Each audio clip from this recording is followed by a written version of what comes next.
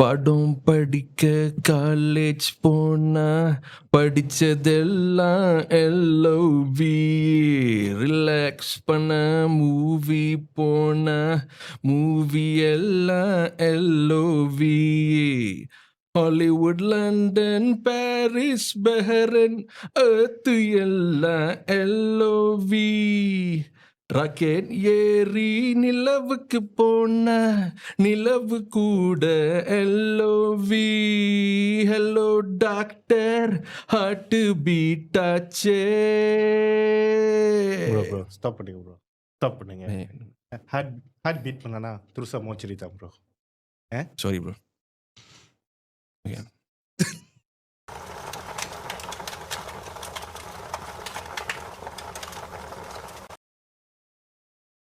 Salam sejahtera dan kembali lagi dalam satu lagi episod The Black Seed Theory. Dan pada malam ini kami didatangi oleh seorang tetamu yang sangat istimewa untuk nak memberikan sedikit info berkenaan tentang tetamu kami. Beliau merupakan seorang pakar neurologi dan untuk lagi nak mengembangkan dia punya cerita pasal pakar kita, tetamu kita ni di dalam dunia yang serba viral. Pisang goreng viral lah, roti canai viral lah, roti cheese viral lah, cucuk otak viral. Cucuk otak viral. Beliau merupakan seorang yang mencucuk otak secara viral, tapi bukan sebegitulah. Tapi boleh katakan beliau ni juga dijadikan viral sebab pendapat-pendapat beliau di media sosial. Dan tanpa melengahkan masa, saya akan memperkenalkan tetamu kita pada malam ini, Dr. Movindran Ramakrishnan. Selamat datang ke The Black Seed Theory. Hello guys, how are you? Hello. Apa khabar? Kami berdua memang mengenali doktor dari media sosial lama juga kan. So pada kami tahu you are just a doctor. We all know you're a doctor. You are also popular kan. And in terms of the social media reach lah. Daripada tu, selain daripada tu, boleh tak Movin terangkan lagi tentang diri sendiri, dari mana dan asal usul doktor? Oh, boleh. So nama saya Movin Tiran lah. So as been macam mana orang kenal kan. So kerja saya ni simple lah. Dalam bahasa medicalnya neurosurgeon ataupun pakar bedah otak saraf. Kata dan simple juga, pulanya. dan juga tulang belakang lah. So dalam bahasa orang tanya kerja apa? Potong kepala lah. Tapi dengan ada lesen lah. Asal Kedah. So kalau nak kata viral social media ni disebabkan dua lah. Satu kerja, satu lagi sebab bahasa lah. Dan di mana asal usul daripada Kedah, dan macam mana yang datangnya how to say, dia punya penguasaan bahasa Melayu tu macam mana datang tu? Oh, dia kalau kat Kedah ni it's not a benda yang orang kata surprise. Kalau tengok India ke China ke boleh cakap bahasa Melayu lah. Macam saya ni sebenarnya saya tak ada kawan India semasa kecil-kecil. Okay. Kawan saya semua orang Melayu dan saya membesar dengan di perkampungan Melayu. Okay. So kawan-kawan semua Melayu, sekolah pun Melayu kan. So bila cakap pun dah jadi orang Melayu. Ada tak orang sometimes salah macam tak tahu, macam contohlah di call dia bercakap dengan bro dan mungkin rasa macam dia fikir you Melayu ke macam Banyak kali dia ingat ni kenapa kawan dia bercakap bukan dia yang bercakap. Aduh. Tu tak apa rasa lah. So uraikan sikit tentang perihal tentang neurosurgeon ni.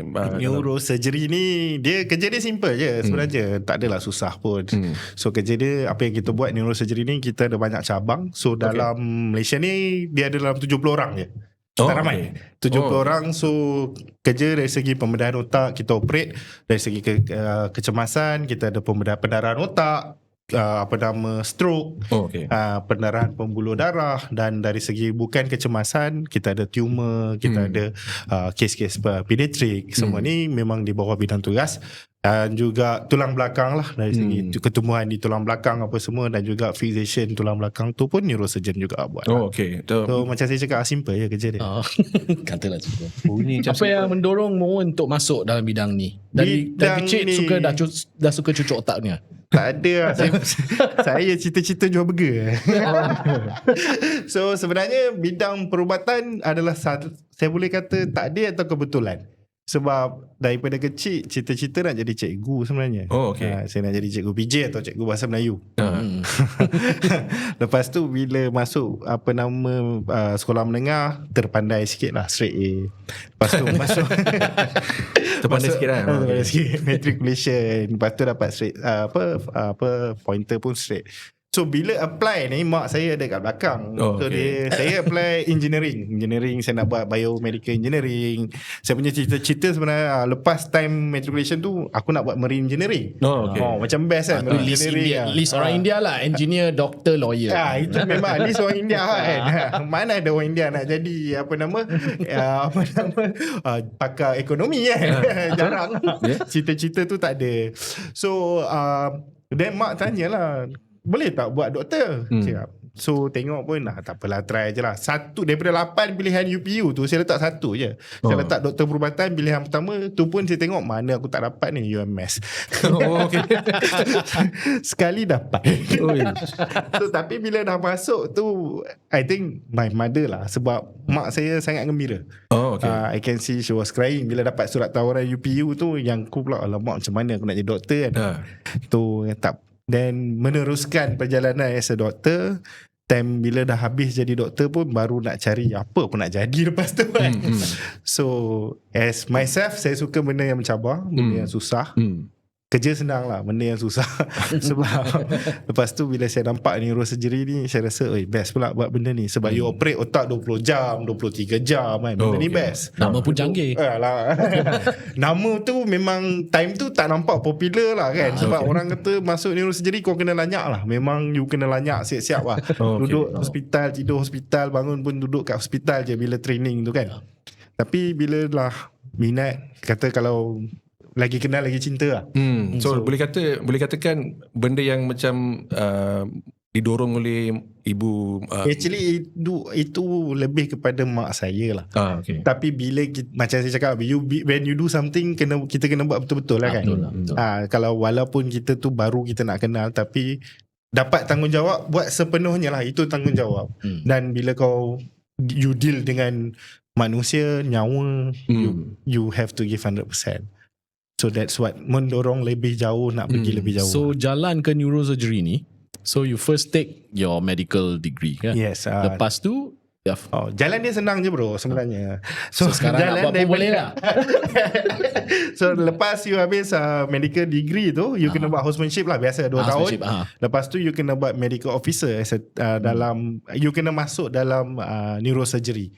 So kalau zaman saya dulu, my boss cakap kau kena 3 tahun. You kena 3 tahun dulu dalam neurosurgery. Dari situ lah you kena choose lah. You kena choose lah. So lepas tu you kena buat general surgery rotation juga. You kena buat rotation general surgery. So you have to learn the whole thing. Alamak, apa jatuh. Okay. So whole thing. Lepas tu you jadi lepas 3 tahun tu baru you apply master in neurosurgery. Master ni 4 tahun. Okay. Master ni dia macam boleh kata time buat master ni nyawa tu hujung tanduk lah. Maksudnya bila baru faham tak ada life lah. So, on call memang tidur. Itu betul-betul tidur hospital, kerja hospital. Sebab bila jadi master student dengan registrar, semua tanggungjawab you antara perantara dengan orang paling bawah dan bos. So anything bos akan tanya kau jawab. You have to go and settle. Okay. So everything is you. So time tu memang masak. Tapi berapa lama dah, kalau nak katakan dari general medicine sampai ke neurosurgeon, berapa lama masa yang diambil untuk? Saya ambil total dari 2, 3, 4, 10 tahun. Lama gila. Lama. Perjalanan dia tu jauh, tapi bila saya tengok balik, nasib jadi neurosurgeon. Dan seperti yang Momen katakan tadi, dalam Malaysia ni ada seramai 70 dia dalam government kita ada dalam 70 orang lah sekarang ni. Sebab ramai ke private lah. So sebab beban dan juga banyak benda yang mendorong ke arah sana lah. Is it because, adakah ni dilibatkan pendapatan? Of course. Sebab apa yang di belah sana tu dapat tinggi. So macam contoh, kalau you duduk government, you buat 10 operation ke 20 operation sebulan, gaji tak sama. Sebab macam saya cakap, operation lama. You balik pun malam. So bila balik dekat belah sana tu dapat duit, okey lah. Okay. Tapi tak semestinya sana pun, walaupun gaji tinggi, dekat sana pun diorang ada perjalanan diorang sendiri yang susah. Belum tahu lagi, belum terpanggil lagi lah. Tapi pada pendapat Moen lagi merasakan lagi baik berada di struktur kerajaan ke ataupun private? Ada tak perbezaan yang sangat ketara selain daripada pendapatan? Selalunya bagi saya pada masa ni umur masih muda, tenaga masih ada, kudrat masih ada, dan macam saya cakap lah, benda dalam medical ni takkan habis. Maksudnya every time you buat pembedahan tu macam benda tu baru. Sebab dia bukan dalam buku, you bukan buat benda yang sama kan. You buat tumor, you buat approach yang berbeza. So bila muda ni kita belajar. Lepas tu sekarang ni kita bila dipanggil pakar tu, saya masih mengenang orang yang mengajar saya. So sekarang ni saya nak cuba menghasilkan orang untuk menjadi neurosurgeon lah. So kalau di private ni is more like you are bersendirian. Macam saya sekarang ni, saya berjalan ni, belakang saya ni adalah 10-15 orang berjalan. Maksudnya my medical officer, my registrar, dan saya tahulah daripada 15 orang ni mungkin 5 hingga 7 orang jadi neurosurgeon. So saya rasa saya boleh cakap tu budak aku. Okay. Jadi pada masa yang sama Moen juga perlu untuk mendidik mereka ya. Tanggungjawab sebagai pakar kena macam kalau pagi-pagi tu memang kita kena cuci lah. Medical officer memang kena cuci lah. So macam saya ni orang tak adalah garang sangat, tapi bergegar jugalah medical officer. Tapi sebab saya selalunya saya punya ni, you deal dengan nyawa. So betul. You have to be perfect. Dan bila sebut neurosurgery ni kan, orang tengok neurosurgery ni dia punya strata ni, orang boleh buka mata lah tengok neurosurgery macam tu kan. So I always say you have to maintain the standard. Sebab kita standard as a neurosurgery have to maintain. So it's a big name for fraternity and responsibility, tanggungjawab pada pakar lah. Okay, faham. So sekarang for your path in neurosurgery and semua tu kan, the graduate tu cukup ke atau macam mana? Actually nak kata graduate untuk, sebabnya ramai tak nak buat neurosurgery. Kalau you offer, ramai tak nak buat neurosurgery. Sebab peralihan zaman sekarang ni, kalau you tengok generasi yang menjadi doktor dan generasi lama yang menjadi doktor sangat jauh berbeza. So saya tak adalah menyalahkan, ini adalah peredaran zaman kan. So ada yang kalau kita tengok komplain waktu bekerja yang panjang apa semua tu, macam kita orang yalah, sama lah. Kita pun kami pun mengeluh kan, panjang. Tapi dari segi people nowadays, dia ada jalan yang dia tak nak hidup susah kan. So tapi macam saya cakap lah, pathway 10 tahun tu yang you kena berkorban. Bila you dah jadi pakar tu, saya ingat hidup senang, tapi tak sama. Saya masih on call 15 hari sebulan. Oh my God. So masih penat lagi lah. Tapi berbalik atau tidak, saya rasa bukan dari segi duit lah, dari segi apa you buat, dari segi berkat lah. Ataupun lebih mendalam lagi, cinta terhadap kerjaya. Sebab you kena bangun setiap pagi tu, you kena ada semangat untuk pergi kerja. Sebab kalau you tak semangat pergi kerja ni, ramai, kalau kita tengok, alamak aku kena pergi kerja kan. So saya mengeluh juga sebab jam je. Sebab sampai ke hospital, okay, kita ada full petrol nak kerja. Saya kadang-kadang kerja sampai malam kan. Tapi tak pernah lagi menyesal, tak pernah lagi mengeluh lagi lah. Mengeluh macam saya cakap, saya mengeluh jam, mengeluh kadang-kadang. Itu biasalah. Itu biasalah. Tapi kena ada semangat lah. Semangat sebab nak masuk kerja potong kepala mesti ni, sebab doktor ni dia bukan kerja. Dia, saya rasa itu adalah satu perkhidmatan ataupun bila you dah jadi doktor ni, you tak boleh tengok benda tu sebagai kerja. You kena kata I need to be someone yang the best to save life. Sebab bukan semua je dapat jadi doktor. Bukan semua dapat you punya title. Macam cakap, bukan semua dapat jadi neurosurgeon. Bila you ada kat situ, you have to be the best. Then something you have to sacrifice lah. You kena korbankan lah. So banyak lah saya korbankan. Nasib baik isteri saya tak korbankan saya lagi lah. So sekarang memang dah ada isteri, dah ada daughter pun kan. So schedule Moen, so still not 9 to 5. It's never been 9 to 5. So macam mana your usual day in the life of a neurosurgeon? Alright, day in life macam biasa lah. Kalau macam sebab now as a pakar kan, pakar usually bawah kita ada on call. Like I have my registrar on call, my medical officer on call. But every single decision that day you are on call is by you. Maksudnya patient tu nak move daripada katil 1 pergi katil 2 pun dia kena inform you. You need to know. So kalau bangun tu memang pukul 5.30 tu dah bangun tengok WhatsApp. Tengok malam tadi tak ada miss call ke apa ke, risau kan. Lepas tu 5.30 tu I pergi kerja, pukul 7.30 kita akan ada passovers. That mean we will discuss every case. Apa jadi kalau patient ni meninggal, kenapa dia meninggal. So it need to be a thorough discussion lah. Lepas tu masuk Dewan Bedah. Kalau ada kes besar, keluar malam, continue the next day. Camping lah tu. Camping lah. Dia ada beberapa type of surgery kan untuk neurosurgery. Boleh describe sikit lah. Dia ada banyak type of surgery lah. Macam emergency type we panggil decompressive craniectomy. And then kita ada sekarang ni yang baru-baru ni keluar radio pun kita panggil awake craniotomy. That patient akan patient akan bangun dan kita akan operate dia punya otak. Itu pun jadi. Yes. So dia masih sedar diri. Sedar. Dan kita ada minimal invasive, kita pakai endoskop. It's vast lah. It's very big. Dari segi kejayaan Moven kan, apakah dari pengalaman yang lebih daripada 10 tahun dan lebih daripada 10 tahun tu, ada tak insiden ataupun boleh kata insiden yang agak lucu ataupun kelakar, sebab pada mata semua orang doktor mungkin saja seorang doktor saja pada mata mereka. So dia orang mungkin tak rasa benda tu sangat penting. Ataupun lagi satu, kita boleh melihat setengah orang tu tidak menghormati macam graduate Google lah. Dia kata I tengok kat TikTok ni dia kata procedure dia lain. Itu memang banyak. Tapi kalau yang paling lucu dan orang tu dia jadi kawan baik saya lah, adalah pada malam tu saya on call. So saya dapat satu kes di mana seorang budak berumur 6 bulan mendapat pendarahan kepala sebab dia terjatuh di rumah babysitter apa semua. Bila sampai tu memang keadaan tu 50-50, di mana my medical officer tu explain dekat bapak dengan mak dia. So bila dah naik Dewan Bedah tu, sebab baby saya akan datang buat, saya ingat pukul 1 pagi. Saya tak masuk tu, selalunya saya akan jumpa balik family member lah. Sebelum jumpa tu bapak dia dah cekup saya. Dah kena pegang macam ni kan. Aku cepah hal ni. Tapi bila dia pegang tu, dia tanya, make sure anak saya hidup. Saya kata saya tak boleh janji anak kamu hidup lah. So saya kata saya akan buat yang terbaik lah. So operation take 6 jam. Bila saya keluar tu, dia tengok saya boleh hidup ke tak tu. Tapi muka dia gangster lah. Memang gangster lah. Tengok dalam hati kan, saya keluar tu harap bapak dia tak ada. Bapak dia ada.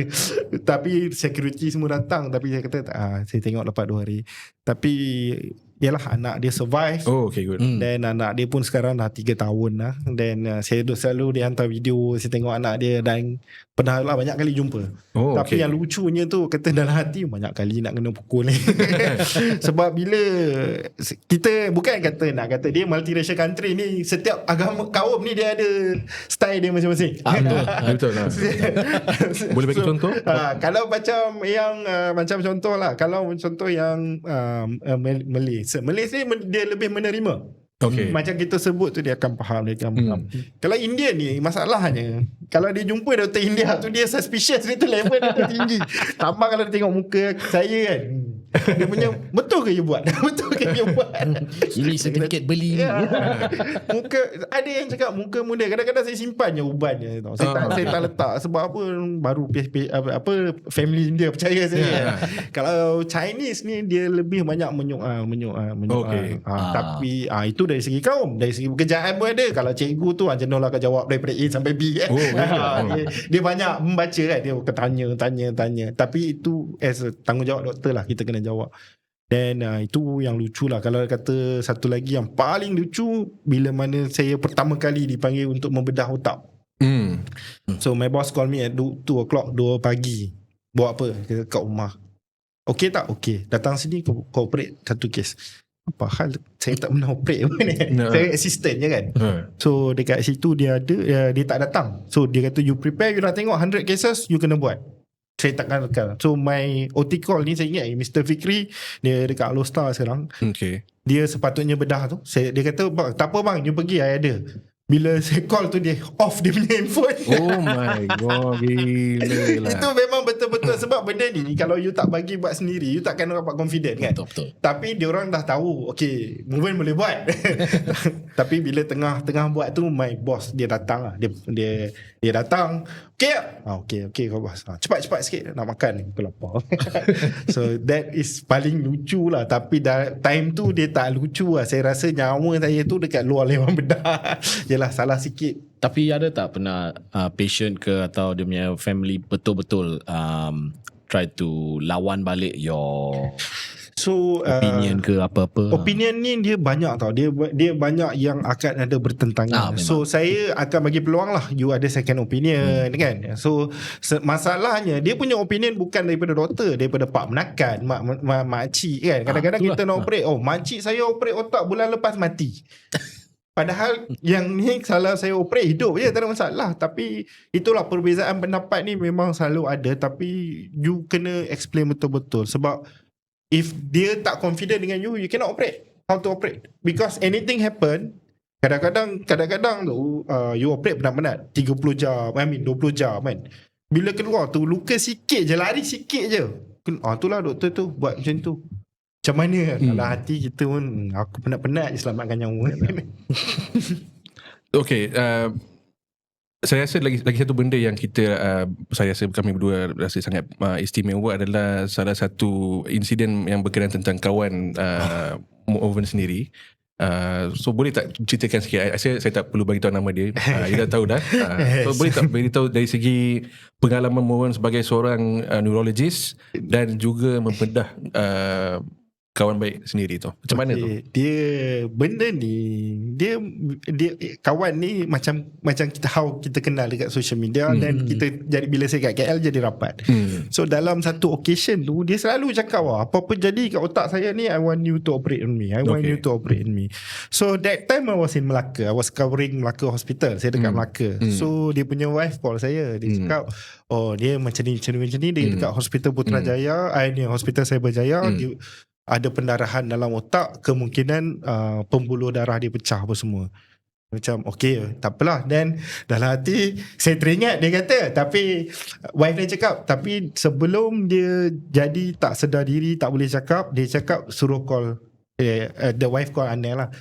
Suruh Anel nak call mana. I was like, okay, when I receive the call, then saya kenal dia punya family member semua. Tu semua call saya. Macam mana? Cakap saya kat Melaka ni. Tak apa. Saya kata saya take over dia. Saya take over dia ke Sungai Buloh. Bila sampai dekat Sungai Buloh tu, saya dah arrange semua. So Moven travel ke Sungai Buloh lah. Saya travel lah. I travel to Sungai Buloh. Then bila sampai dekat Sungai Buloh tu, time nak sampai tu tak ada apa-apa feeling lagi. Tapi bila nak masuk Bedah tu, dia dekat Dewan Bedah dah, I call my wife. I said, I don't know whether I can do it or not.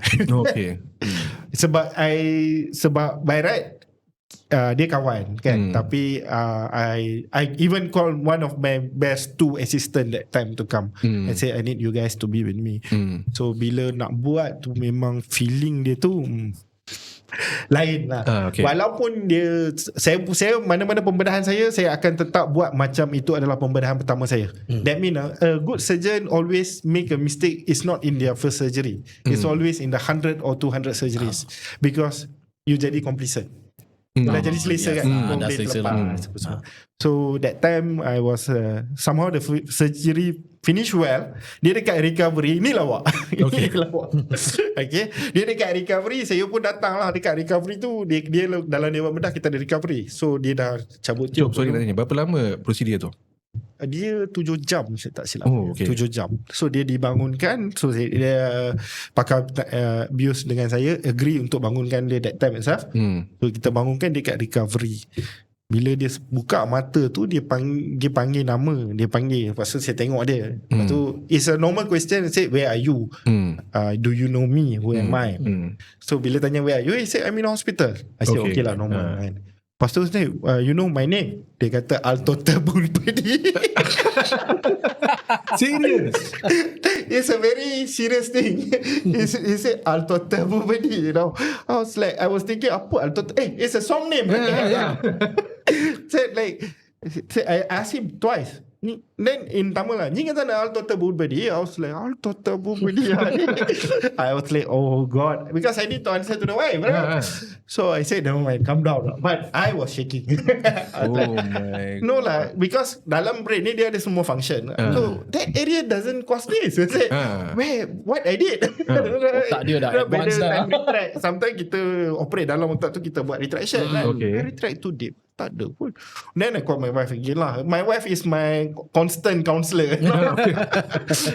He saying ni soal total bubudi. I said, really? I was like, what? And then my wife was like, that is a Vijay movie. Yeah. I said, a Vijay song. I said, yeah. I said, but thank God, after 3 hours, he start shouting his wife name. Okay. Oh. So my nurse asking, siapa tu? Then dia cakap, isteri saya lah. Isteri dia nama ni. So dia tunjuk saya dan bagi tahu nama isteri saya. Isteri dia nama Yasoda. Oh, okay lah, betul lah, normal lah balik. Gila.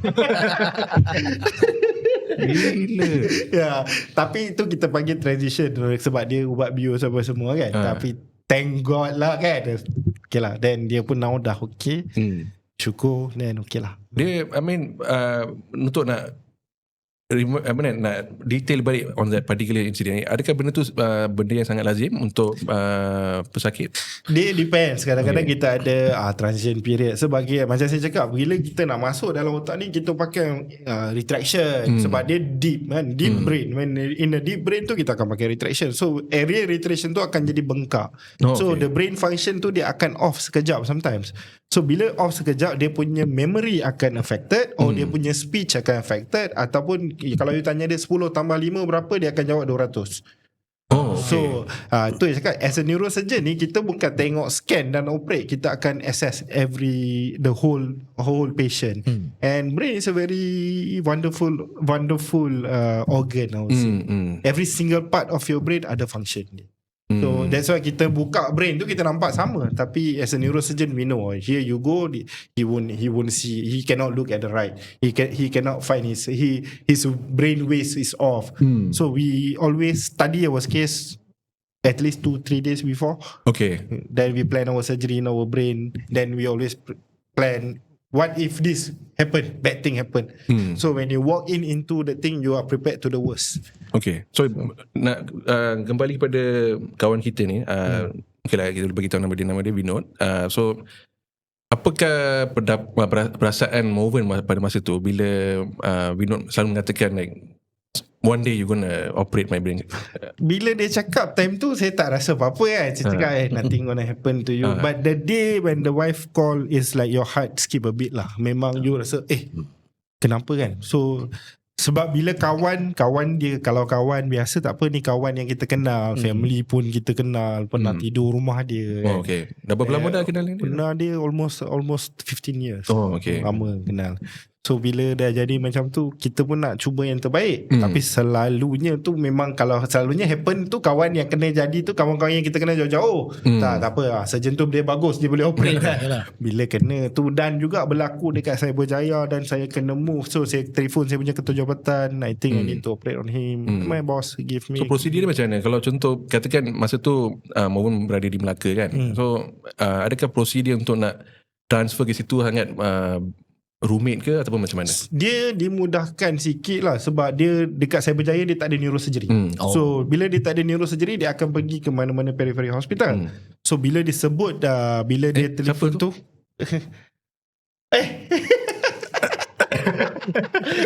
oh my god.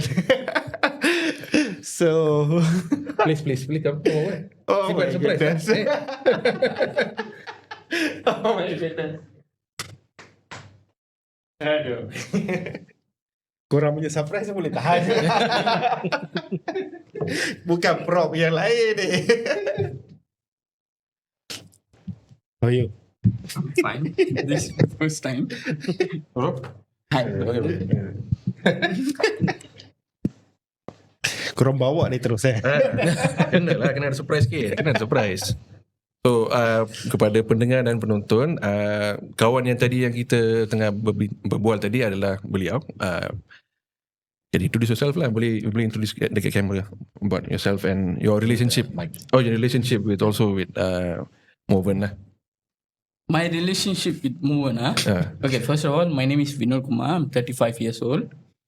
asal orang Port Dickson tapi tinggal dekat cyber sekarang. Ini macam abang saya, kawan tapi dah jadi abang sekarang. Macam mana jadi abang tu? Okay, Sebab dia ada cerita satu benda, tapi kita nak dengar daripada Kita nak dengar from daripada your Vinod side. sendiri. I think around 2013. Is it English okay? Boleh. Yes, go ahead. Can. 2013. But I know him like 2011 or 12. But the first time I met him was 2013. Somewhere nearby Tanjung Malim something. Okay. Rawang. Yeah, because I saw the signage. It was like another 70 meters Tanjung Malim. I was like, what is this? Okay, never mind. So back then I told him, I asked him, he was a doctor. He told me he's going to do neurosurgeon. So I told him, anything happens to my brain, I will find for you. But who knows, after 10 years, exactly 2023, I end up on his operation theatre. Yeah, that's what he was just storying about down there, and we were just planning the surprise lah, because he was telling me a lot of stories about how he was. We are booking spots also. We were. Demand. You can trust him. It's easier to cut, man. No hairs. I don't need to shave lah. I'm like a walking resume for him. Because what we felt was it was really a nice story, because you guys are friends. You know, Yes. you guys started as friends. I mean, we all know you as friends on social media and all. You guys were very close, and then I've seen your postings on social media about, you know, when you were, you know, in the hospital, and then you mentioned a lot about Moven, and then it I think it interests both of us. Like got us both interested. Like, okay, what actually happened? You know, we really thought that this is a story that needs to be shared, because not many stories are like this. You know, you don't see cases where friends can be on the receiving end of an operating table, and then your friend is actually deciding your. I was playing on his life lah. Yeah, basically like that, right? But basically, it was not my decision. I know that he's gonna operate, so I'm okay with it. Yeah. I let it go to my wife, so she's the one like she wanted moving. Do you know about that Altotta Bubati story? Oh. I think about the calculation. One more thing, he was like, "What 100 minus 7?" I don't know. I answered like 700 something. Oh, okay. And the moment he told me, this guy needs surgery. Oh my god, like this. But this guy, even for the first surgery, I had another brain surgery, which Okay. was 2014. When I had that attack, he was like, whatever you do, you come to Alustar, I will do the surgery for you. But he was still doing his intern or something Okay, alright. like that. Right. So family issues, they never give me to go to Alustar and that. But when the second surgery was needed, he was there. Okay. He practically took me in. Yeah. He arranged the ambulance, everything. Okay. So, in that sense, for Moven, this question, condition dia, what was the condition? Was it very something serious that yang perlukan banyak? Near serious, near death. Oh, I see. Because he bled at the area that, like how we say, like I say, he lost sense of directions. He don't know how to calculate. His memory was off. So my first question when I see him, that 100 minus 7, so I say, okay, it's getting bad. So I think it's time for surgery. So bila Was it cakap- something that grew over the years or suddenly? Or Because he had the first surgery. Yeah. So his first surgery because of something called vascular malformation. So when you do a surgery to brain, you modify your engine lah kan. Kalau modify engine, your performance akan jadi lain sikit. Tapi bila you sentuh something, you punya engine mesti ada here and there punya certain breakdown dan apa semua. So dia punya ni mungkin the brain punya breakdown jadilah. So kita cakap bahasa mudah lah kan. So bila dia jadi tu sebab dia banyak cost. So when I operate, I see some vessels was not normal, abnormal, I clear it. Then he's here now. Maybe let me share. After about few months of my surgery, I was like feeling kind of new. Okay. So I called him. Okay. I asked him, "Hey, did you navigated any nerves inside my brain?" He was like, "Yeah, I saw few going wrong way." So he made the changes. But is it possible to do something like that? Actually no. No, I just playing around with, messing around with him. But Because we're not experts, we want to know like when, right? no, because when you see there are some vascular entanglement and everything, you just take it off lah. Like for him, there are a few things I did. Work magically. It's Okay. like, But he bled a lot during the surgery somehow. Where somehow my NS was good. Like I said, I brought in a 2 best assistant that time. So their hand was fast. Then it was very helpful for me and surgery was success. So I would say success lah. Yeah. But 7 hours is pretty long kan? Memang dia, is it standard? Is it standard? It's for that particular surgery is normal timing 6 to 8 hours lah. So so we finish it by 7 lah. Usually they call me, I do cases a bit fast. So somehow for him, so take some time lah. Considered fast. It can be longer, but yeah, considered fast. Anything else you want to add on about this experience? Because we heard a lot. I mean, prior with you coming in, I think he said a lot of things, and is there anything you want? I'm not aware of that. But anything else you want to add on about this? Is someone like, I don't know, there's like the feeling, when you saw people first time, is the man. Okay. It's something like that. I had the feeling even for the first day when I met him. I was like in cyber. He called me. He said, I'm in Rawang now. Can you come and pick me up? Okay. I was like, I don't know. Okay. Back on those time, there's no like GPS, like 2003. I think it's still there, but I don't remember. I was like going in a very dark place. I was like, Engada in the manasa. Yeah, it sounds like Rawang. And I picked him up. I saw him. Okay. I don't know. There's like the feeling of a connection, like this man is gonna do something in your life. But back then, I never predicted that this man will operate me. But I told him. You just had the feeling lah. I told him, anything happens to my brain, I'll be finding for you. That's what happened exactly after 10 years. Yeah. Who knew? It's a scary mantra, man. And of course, to my wife also, she's a doctor. She was like, nobody touches your brain other than moving. The amount of trust he had on him, yeah. Yes. So it happened last year, your surgery. Yes, 2023. How have you been for the past year? I feel new actually. Oh, okay. I feel like a normal human being right now. Maybe because after my first surgery, my dad told me, this is your second chance, go live. I was like, what kind of surgery? The first surgery ruined me to a point I was like, why I was even alive now? Okay. But after the second surgery, I like feel new. I was like, what happened? Then I called him lah. He's a friend, so I called him. I was like, hey, what happened lah? Did you diverted any of my nerves? Why you want to know, right? So I say, no need lah, you okay anyway. So like, But in your case, when you do surgery on brains, aside from him, from many of your other patients, right? Has that had like a domino effect on the rest of their body or anything like that? of course, because you see, when you operate in something that disturb your brain function, right? When you disturb your brain function, it's disturb the whole dynamic of your brain. Your brain control everything. Okay. So when you do something, certain part, okay, this one I need to, like how I modify this, I come from this angle.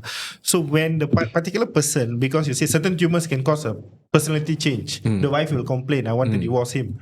Because he's very angry, very this one. Okay. So, we call it a frontal lobe behavior changes. That's tumor there. When I take out the tumor, the wife will be, thank you doctor, and suami saya So sekarang. if I fight with my wife, I have to send her to you lah. No lah. That mean all of us must get a city brain. It's a joke. I love you. I love you as well. You want to add on? Aduh, kelakar betul lah. Okay, I think we can just like shift back to Bahasa Melayu bit because I have a question that is related to Bahasa Melayu lah. So kepada Moven, lagi satu soalan saya nak tanya. Penguasaan Bahasa Melayu Moven tu, adakah dia melibatkan dengan cinta Moven terhadap lagu-lagu Melayu? Lagu-lagu Melayu, saya rasa yalah, nasib baik tanya lagu-lagu Melayu. Kalau tak aku tidur luar. Of course, kalau kata bahasa tu, yang pertama ni saya minat kepada bahasa itu sendirilah. Sebab saya seorang pemindato bahasa Melayu. Okay. Sajak, syarahan. Kalau dulu tu saya lah yang cikgu tu aku cari. Moven pergi kan. Mesti benar lah. Satu, pandai cakap bahasa Melayu. Nombor tu budak India masuk syarahan umum, markah dah 10 orang. Lepas tu satu lagi logat Kedah lah. Sebab saya punya main bahasa yang saya rasa saya belajar tu Kedah lah. Daripada saya orang Kedah kan. So bila cakap logat tu dia nampak. And then lagu-lagu Melayu zaman dulu memang sentuh jiwa lah. And that thing kalau you dengar lagu-lagu rock kapak tu memang walaupun tak ada awek pun rasa macam ada awek putus-putus cinta. Kalau dengar lagu-lagu iklim yang sedih, gerimis mengundang sedih. Padahal tak ada girlfriend pun. Time tu lah kan. So memang, then after, macam saya cakap, cita-cita nak jadi cikgu bahasa Melayu. Nah. So dia berkembang dan salah satu lagi sebagai jati diri lah. Okay. Sebab identiti. Betul. Sebab saya ingat lagi satu video yang Moven pernah buat dekat TikTok kalau tak silap. Yang Moven mengkritik lagu sekarang ni, lagu moden yang tak berapa macam menarik. So pada pendapat Moven, rasa lagu sekarang memang teruk ke macam mana? Dia tak teruk, tapi dia tak kena dengan jiwa lah. Macam kalau pernah dengar lagu-lagu dulu, bahasa dia cantik, alunan dia cantik, ayat dia kena. Kalau kita Struktur tahu, ayat dia contoh you nak kata satu cinta kepada seorang gadis tu, dia ada cara-cara dia. Kalau you dengar lagu-lagu lama tu, memang dengar tu, kalau you pegang gitar menyanyi tu, contoh awek tu boleh bagi salam balik lah dekat kau. Kalau sekarang dengar, apa benda dia cuba masukkan ni kan, Macam kacaukan lah. macam okay, you nak buat rap boleh je. Kalau you tengok Too Fat buat rap, tapi rap dia pun cantik. Rap dia tak ada orang komplain. Sebab saya pun minat, cantik. Tapi sekarang ni kalau rap dia, kenapa kuasa kata dia tu campur aduk? Macam, and then dia punya rhyming pun tak kena. Kau buat lagu sebab nak buat lagu. Faham? Sekarang ni kalau contoh Sa'ari Amri seorang penulis lirik yang sangat best. Dia dan dulu-dulu punya bahasa memang best. Tapi kalau sekarang ni dia tak gunakan kuasa kata dia. Betul. Old people whining about new songs. Ya, sorry lah. Sebab kalau dalam komen tu saya baca ke, alah pakcik dah tua. Tapi itulah, terimalah hakikat, kita dah tua kan. Tapi all is gold lah. All is gold. Kalau dengar balik lagu tu masih syadu. Betul. Dan lagi satu nak saya tanya, sebab ini mungkin melibatkan bangsa kita sendiri. Pada pendapat saya lah, saya rasa bahawa ramai di antara kami orang India agak okey dalam penguasaan bahasa Melayu, tapi ada juga yang mereka yang sangat lemah. Ya. Dan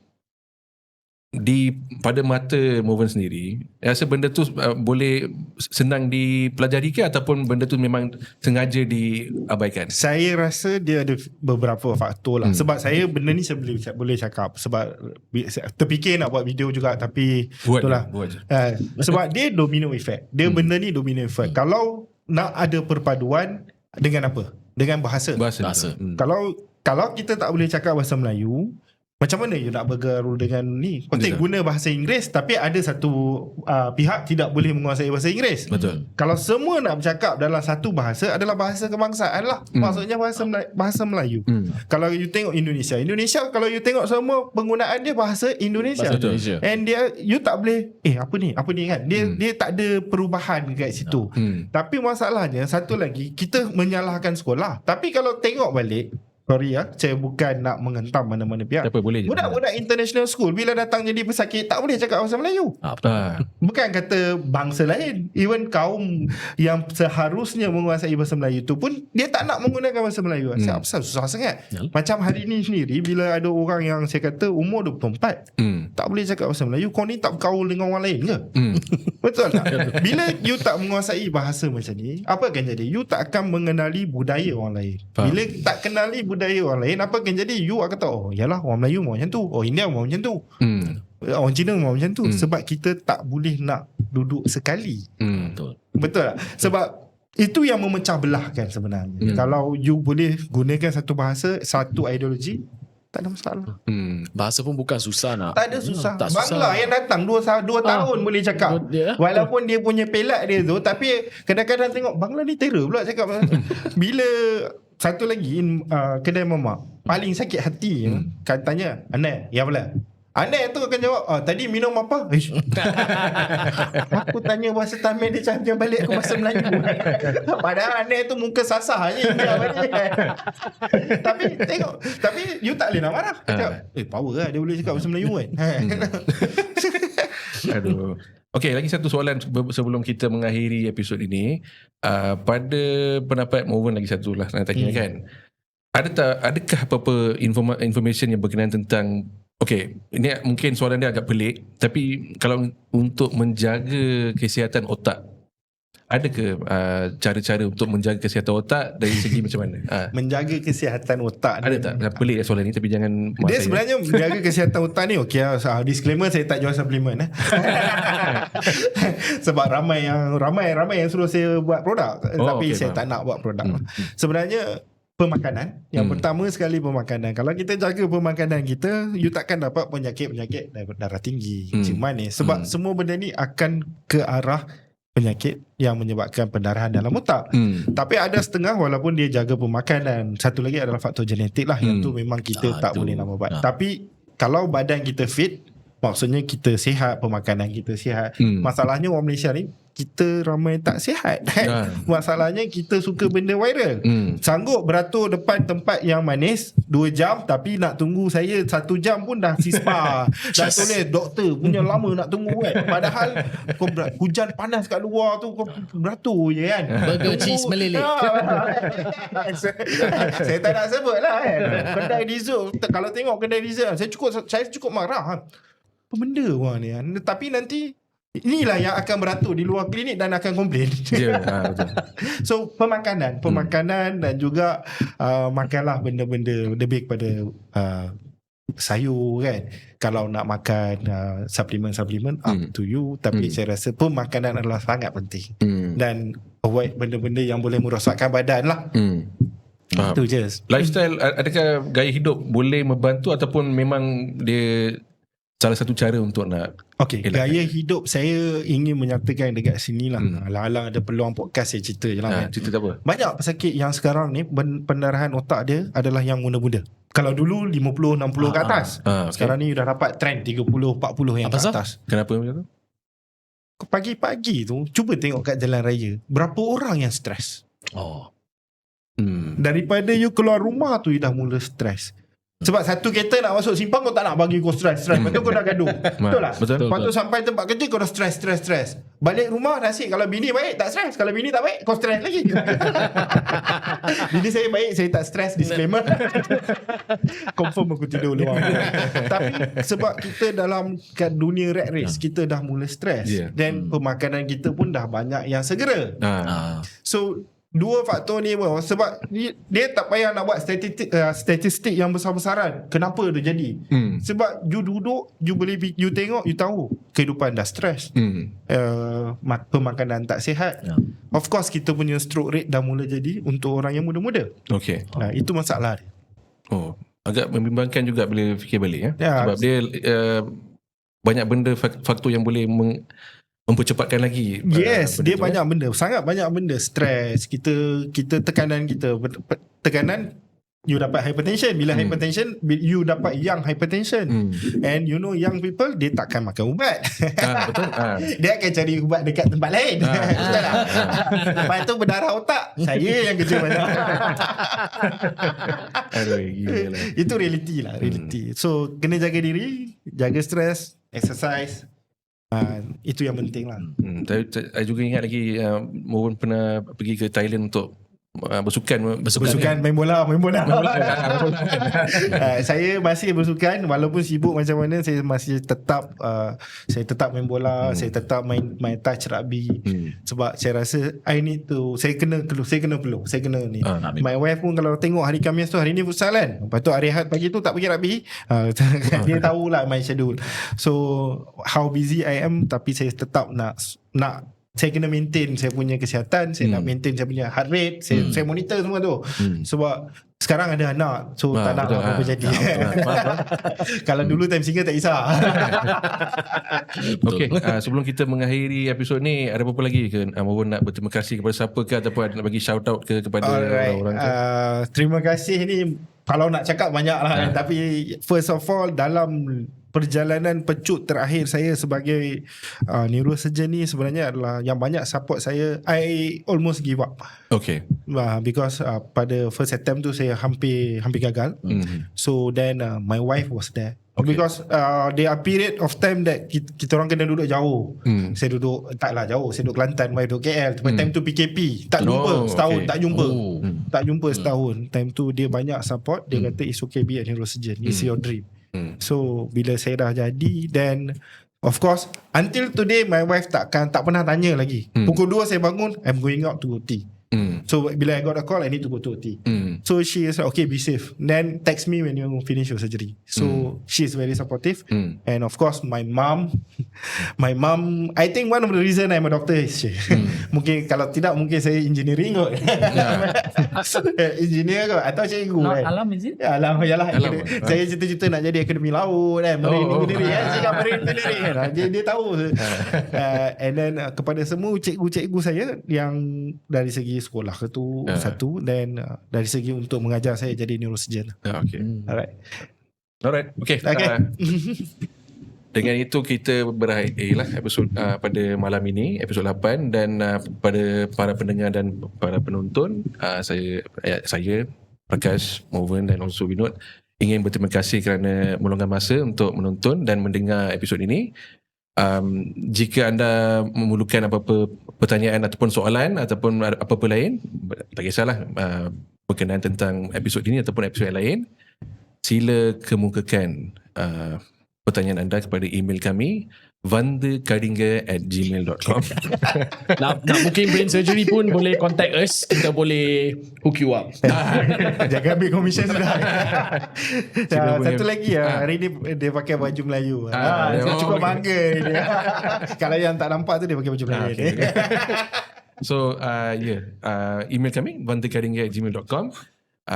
Anda juga boleh follow dan kami dalam dan anda juga boleh follow kami di media sosial, di Facebook, Instagram, TikTok and also YouTube and Spotify. Nanti kita akan berjumpa nanti. Terima kasih dan bye.